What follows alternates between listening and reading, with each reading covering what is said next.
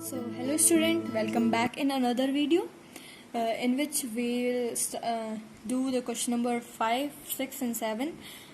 In last video we have done question number 2, 3 and 4. So, exercise 3.2 का question number 5 start करते हैं इस video में. Please subscribe the channel so that will get all the notification on time. So question number 5 की बात करते हैं. Question number 5 क्या है, पहले क्वेश्चन पढ़ते हैं. So let's start. Half the parameter of a rectangular garden. Half the parameter, already you know rectangle का जो पैरामीटर होता है रेक्टेंगल का, वो half of its length and plus it's breadth या विड्थ कह लो, उसके इक्वल होता है. इन्होंने पहले ही हाफ कह दिया हमें. सो इसका मतलब ये हाफ की बात नहीं करेंगे, अब सिर्फ लेंथ और विड्थ की बात करेंगे. So parameter of rectangle of garden whose length is 4 metre more than its width is 36 metre. Parameter दे दिया 36 metre, half parameter. Find the dimension of the garden. तो गार्डन के डायमेंशन फाइंड करने हैं, मतलब लेंथ विड्थ फाइंड करनी है. सो सबसे पहले हम उसी को मान लेंगे कि उसी को कुछ मान लेते हैं. सो हमने एक रेक्टेंगल लिया, हमने मान लिया कि जो उसकी विड्थ है वो x मीटर है, x मीटर उसकी विड्थ है. And let the length of garden y metre. Length मान लिया हमने y मीटर. सो अब क्वेश्चन में क्या था, क्वेश्चन क्या कह रहा है हमें, क्वेश्चन हमें कह रहा है कि जो उसकी लेंथ है, length is 4 more than its width. तो लेंथ उसकी 4 मोर है विड्थ के.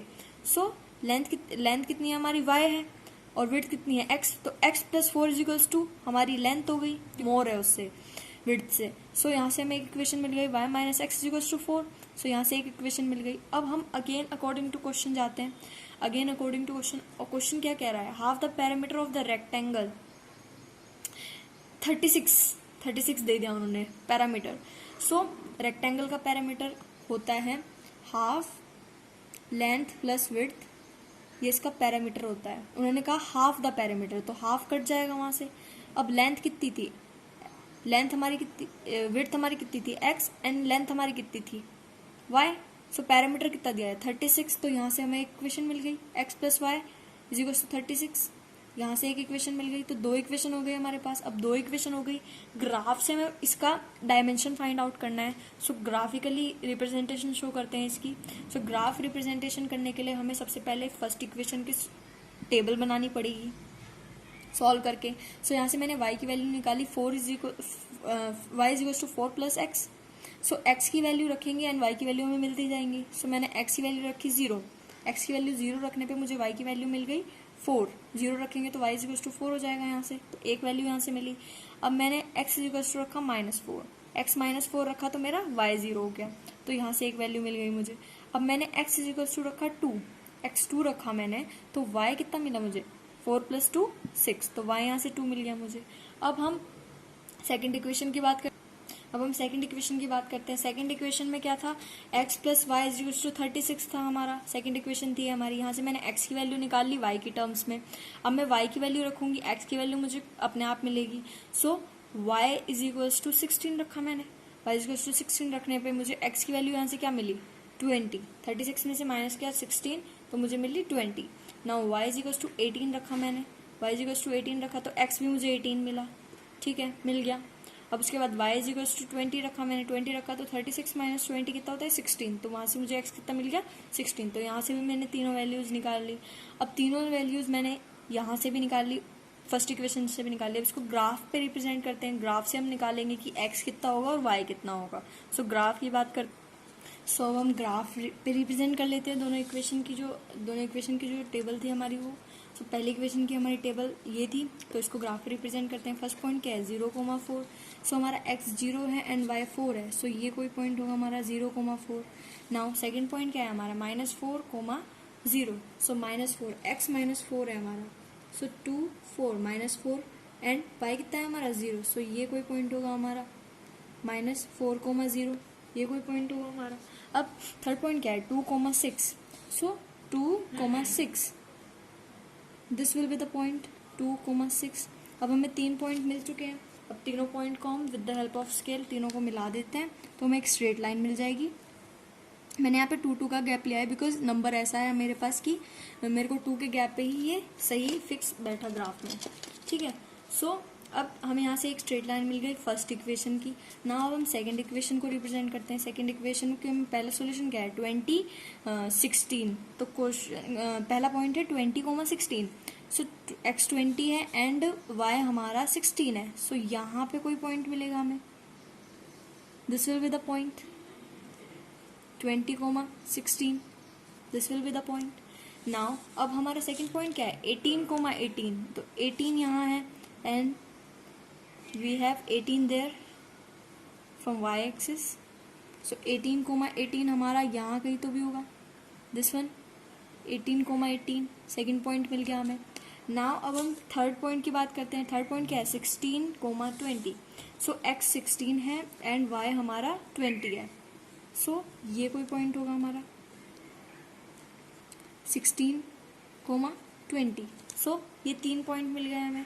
सो इस लाइन को भी हम मिला लेते हैं। ये हमारी कोई लाइन है, ये हमारी कोई लाइन है। अब अगर हमें इसका सॉल्यूशन फाइंड आउट करना है सो इस वाली लाइन को हमें आगे बढ़ाना पड़ेगा, इस वाली लाइन को हमें आगे बढ़ाना पड़ेगा। तो ये लाइन इसको कहाँ पे काट रही है, ये थोड़ा टेढ़ा हो गई थी यहाँ पे से, सो ये लाइन इसको कहाँ पे कट कर रही है, इस पॉइंट पे कट कर रही है। It means this is the solution, this is x, y जो हमने माना था, दिस इज द सॉल्यूशन जो हमने माना था। हमने लेंथ मानी थी, जो लेंथ थी और जो विड्थ थी हमारी वो हमने मानी थी। तो लेंथ हमने y मीटर मानी थी और विड्थ हमने x मानी थी। सो यहाँ से हमें वो पॉइंट मिल चुका है विच इज 16, 20। सो जो हमारा x है मतलब जो उसकी विड्थ है रेक्टेंगुलर गार्डन की वो हमारी आई 16 मीटर है एंड जो हमारी लेंथ है y हमारी आई 20 मीटर। सो यहाँ से हमने x एंड y की वैल्यू फाइंड कर ली। किस तरीके से की है, ग्राफ पे रिप्रेजेंट करके। दो लाइन है हमारी, वो इंटरसेक्ट कर रही है किसी पॉइंट पे, वहाँ से हमने एक पॉइंट निकाला, वो हमें उसका सॉल्यूशन दे देगा। तो ग्राफिकली रिप्रेजेंटेशन इस तरीके से ही हमें करनी है। नाउ अब हम अगले क्वेश्चन की बात करेंगे। So we have complete the question number 5। अब क्वेश्चन नंबर 6 की बात करते हैं। क्वेश्चन नंबर 6 में क्या कह रहा है ये, क्वेश्चन नंबर 6 को पढ़ते हैं। Given the linear equation this, उसने हमें एक लीनियर इक्वेशन दे दी है। Right another linear equation in 2 variables such that the geometrical representation of the pair so formed is.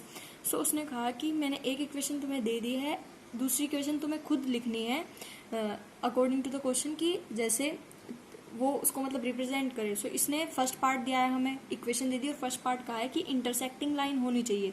दूसरी लाइन इस तरीके से लिखनी है कि इंटरसेक्टिंग लाइन होनी चाहिए। तो इंटरसेक्टिंग लाइन होने के लिए हमारी जो कंडीशन थी वो क्या थी, a1/a2 is not equals to b1/b2 is not equals to b1/b2 a1/a2 is not equals to b1/b2 intersecting line की कंडीशन थी। सो कंडीशन को याद रखते हुए हमें a1/a2, तो a कितना है यहाँ पे 2 है हमारा, तो हमने मान लिया 2x ही हम मान लेते हैं। ये हमारी जो है इक्वेशन जो गिवन है वो है और ये हमने खुद लिखी है कि 2x मान लिया।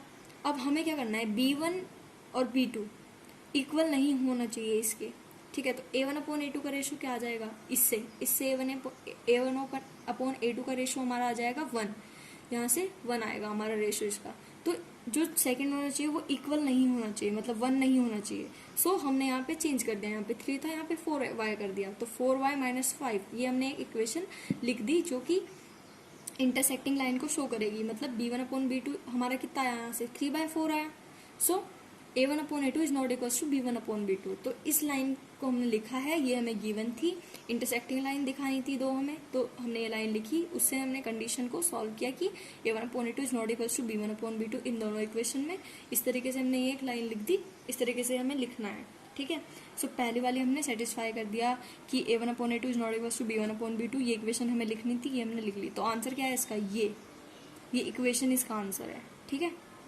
अब हम सेकंड पार्ट की बात करते हैं। सेकंड पार्ट में इन्होंने क्या कहा, पैरेलल लाइंस होनी चाहिए।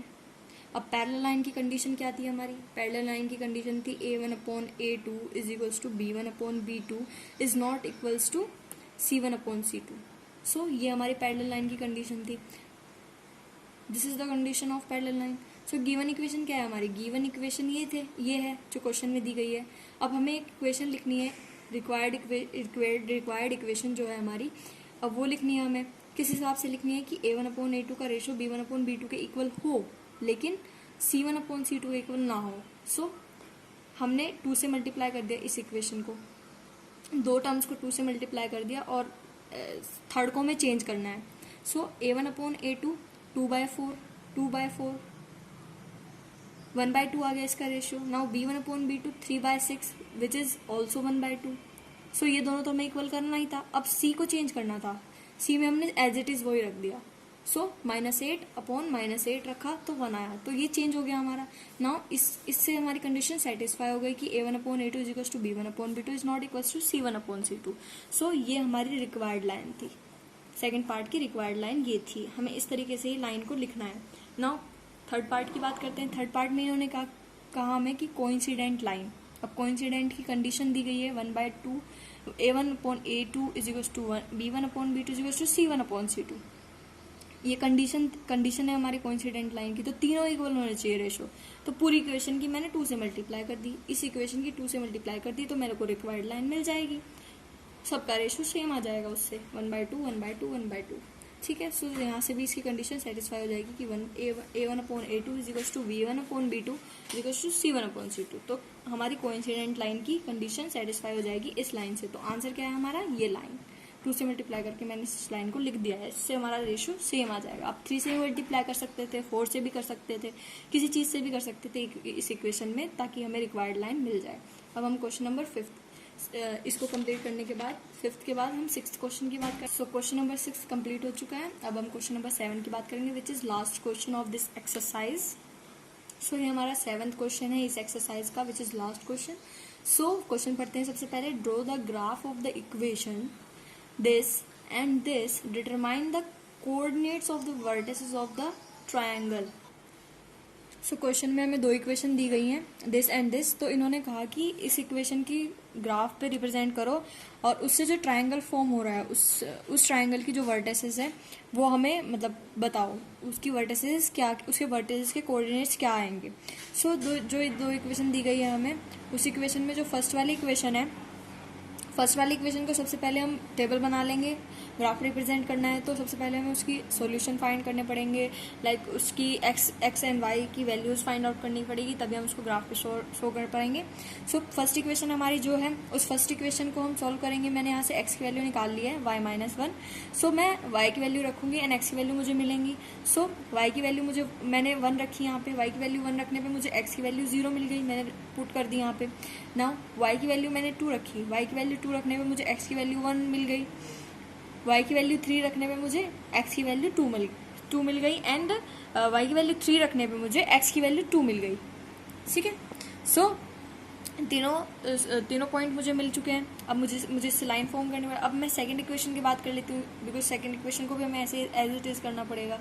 सो यहाँ से मैंने एक्स की वैल्यू निकाल ली सेकंड इक्वेशन में से, एंड वाई की वैल्यू पुट करूँगी, एक्स की वैल्यू मुझे मिलती रहेंगी।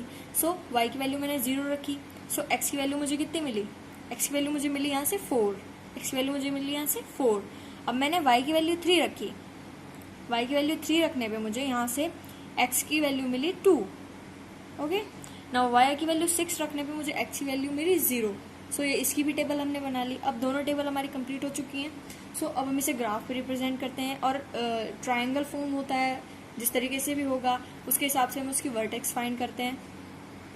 सो अब हम इसे ग्राफ पे देखते हैं, ग्राफ पे रिप्रेजेंट करते हैं कि ग्राफ पे इसका ट्रायंगल क्या फॉर्म होता है, क्या उसकी वर्टिसेस मिलती है हमें। सो फर्स्ट पॉइंट क्या है हमारा 0,1। सो एक्स हमारा 0 है एंड वाई 1 है। सो फर्स्ट पॉइंट हमें यहाँ पे मिलेगा 0,1 कुछ तो भी। ठीक है। नाउ अब हमारा सेकंड पॉइंट है 1,2। एक्स हमारा 1 है एंड वाई हमारा 2 है। सो सेकंड पॉइंट यहाँ पे है हमारा विच इज़ 1,2। अब हम थर्ड पॉइंट की बात करते हैं। x 2 है एंड y 3 है। सो ये हमारा कोई पॉइंट है 2,3। ओके। सो अब हम ये हमारी फर्स्ट लाइन है, इसको हम वो कर लेते हैं, like with the help of scale हम इसको ज्वाइन कर लेते हैं तीनों। सो जब हम इसे स्केल से तीनों पॉइंट को मिलाएंगे, सो यहाँ से हमें एक स्ट्रेट लाइन मिलेगी जो फर्स्ट इक्वेशन की लाइन होगी। अब हम सेकंड इक्वेशन की जो टेबल है उसकी हेल्प से हम सेकंड इक्वेशन की लाइन को ड्रॉ करते हैं. सो x की वैल्यू क्या है 4 एंड y 0 है. सो y 0 and x 4, this is the point 4,0. Now second point क्या है हमारा 2,3 है. सो 2 हमारा x है एंड 3 हमारा 2,3, this is the point. Okay 2,3 उसी लाइन पे है. सो ये वाला पॉइंट है हमारा. ओके अब नेक्स्ट पॉइंट क्या है 0,6, x 0 है एंड y 6 है. तो दिस इज द पॉइंट 0,6, ये पॉइंट होगा. अब इसको भी हम स्केल की हेल्प से इसको भी हम ज्वाइन कर लेते हैं. हमें यहाँ से भी एक स्ट्रेट लाइन मिल जाएगी. यहाँ से एक स्ट्रेट लाइन मिल गई. तो आप देख पा रहे होंगे कि एक पॉइंट ये है. अगर हम x वाली एक्सिस को भी हम इसमें कंक्लूड करते हैं. तो हमें 3 पॉइंट मिलेंगे. एक ये जो एक ट्राइंगल फॉर्म हो रखा है वो आपको पता है, दिख रहा है साफ. तो यहाँ से एक पॉइंट मिला एंड यहाँ से एक पॉइंट मिला एंड यहाँ से एक पॉइंट मिला, इंटरसेक्ट हुआ जो. सो 3 पॉइंट हमें मिल चुके हैं. ये वाला पॉइंट क्या है हमारा 2,3. सो एक पॉइंट ये मिला हमें. जो ट्राइंगल के वर्टेक्स मिले हमें, उसमें पहला वर्टेक्स क्या मिला हमें 2,3 मिला. जो सेकंड वर्टेक्स है ये है हमारा. सेकंड वर्टेक्स में क्या है हमारा y 0 है एंड x -1 है. तो -1,0. यहाँ से एक पॉइंट मिला हमें जो सेकंड वर्टेक्स है -1,0. अब थर्ड पॉइंट क्या है हमारा 4,0. सो 4,0. तो ट्राइंगल के तीनों वर्टेक्स हमें मिल गए हैं इसकी हेल्प से. अब उन्होंने कहा था कि जो ट्राइंगल है हमारा उसके एरिया को हमें शेड करना है. सो ऐसे पेंसिल की हेल्प से आप उस एरिया को शेड कर देंगे जहाँ पे भी हमारा ट्राइंगल फॉर्म हो रहा है.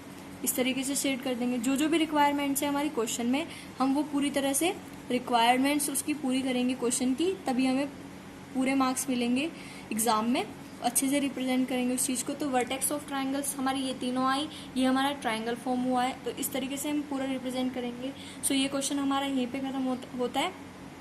अब हम मिलते हैं नेक्स्ट वीडियो में. तब के लिए be safe, stay in home, and thank you so much for watching videos and subscribe the channel guys. Thank you.